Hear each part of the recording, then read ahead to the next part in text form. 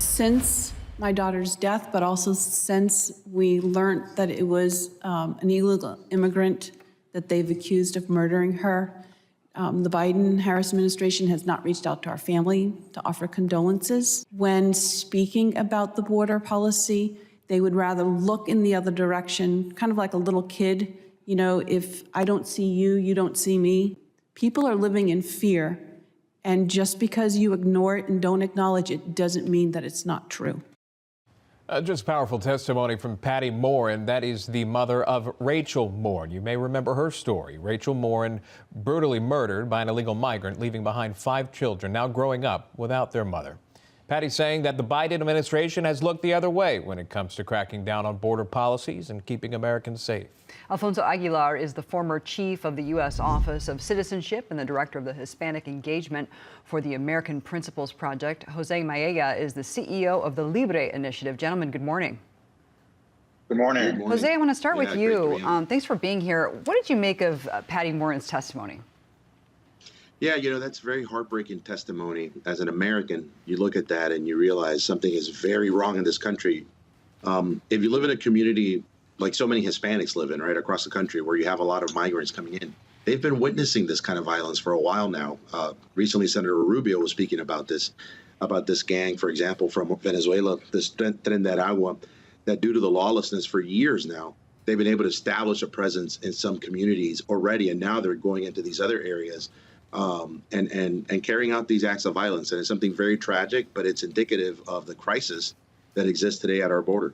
Yeah, and just wanted to say on that topic, you think of Rachel Morin, again, losing her life, her children growing up without their mother, Laken Riley, again, Ms. Morin, you see here on your screen. You also think about the nursing student, Laken Riley, who lost her life there in Georgia. Alfonso, having testimony like that there in D.C. on Capitol Hill, what does that do in terms of impacting those in charge?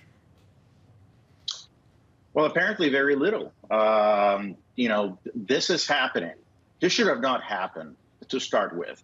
And this is happening because of the responsible policies of the Biden-Harris administration. They've, with their open border policies, they've incentivized this massive movement of people. And then they've instituted policies that basically allow the vast majority of people that arrive at the border to enter the country, be released in the community, with very little vetting. It's just totally irresponsible. So when we see these images, when we hear that gut-wrenching testimony, I mean, we have to recognize that it's happening, that has happened because of the Biden-Harris administrations at the border. And so really, how we fix this, we have to begin by saying that the damage is done. We have millions of people in here. So as we try to fix this, we can't only think of securing the border. That's part of it, obviously. Mm-hmm. We have to dissuade people from making that trip to the border. But we also are going to have to step up deportation efforts, as President Trump has proposed, to get all these criminals that have entered in the past 3 years out of the country. Millions of dollars have been put into benefiting migrants. Here's some more sound from the hearing before I get your reaction. We spent $6 million to set up a migrant receiving center for those being dropped here. And we only had it open for 4 months because we ran out of money. And yes, that money could have been spent on our roads, infrastructure, and parks. Border Patrol zones across Texas, Arizona, and California had no agent presence for weeks and months at a time. Those who did not want to be caught could simply walk in. I hate to use the R word, but it's the 800-pound gorilla in the room, the racism word. There's a xenophobic aspect to this. I'm an immigrant myself.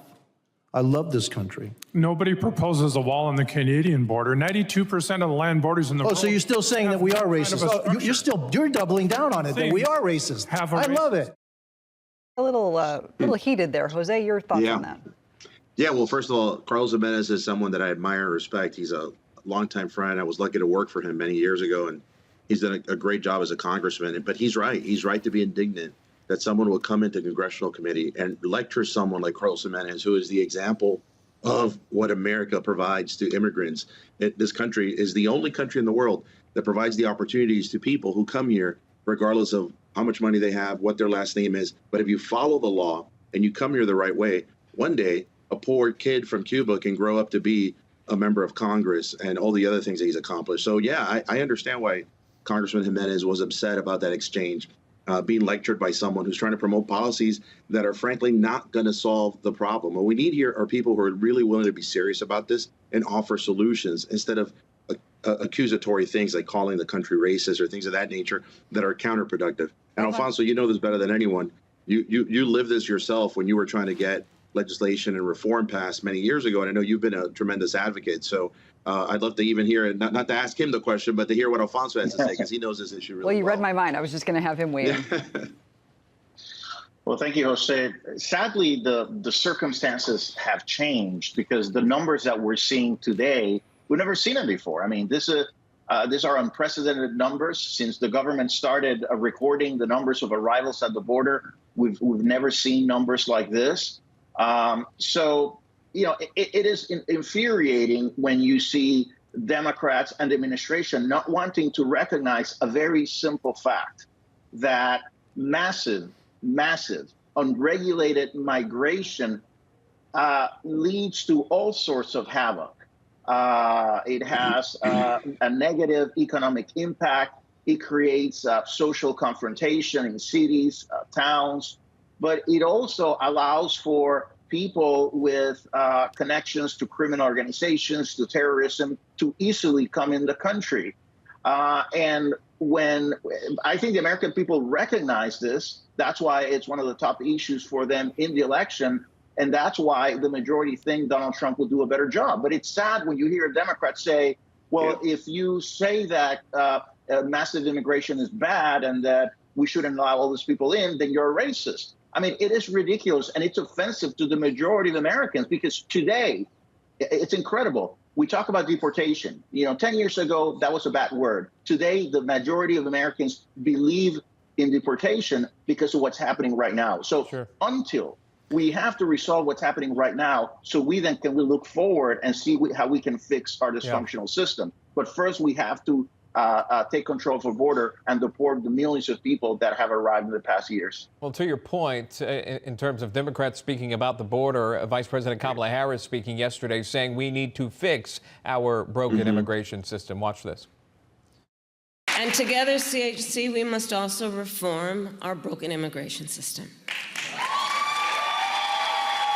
And protect our dreamers and understand we can do both. Create an earned pathway to citizenship and ensure our border is secure. We can do both, and we must do both. Jose, those words typically would be from someone that is not in office. She is in office right now. She has been in office for almost 4 years, but seemingly now wanting to have secure borders. Final 30 seconds on that, Jose. Look, I think this is part of the problem. People use this as a political football to score points instead of really addressing the issue when they have the opportunity. And you're right, as the vice president tasked with the border as a priority, she had an opportunity and they squandered it. So what do we do now? It's not politicking like what she's doing right there. We need serious leadership to focus on these important issues. This is important for all of us as Americans. It's a safety concern, national security concern. It's an economic concern, right? The economic benefit of the right kind of, the proper rules and a good system of migration are important to this country, right? Having talent that we need in certain skilled areas. There's a lot of things that we could be doing right. But that cynicism and that kind of approach that we're seeing right now from Vice President Harris is not going to get us there. Jose Mallea, thank you. Alfonso Aguilar, we appreciate your time.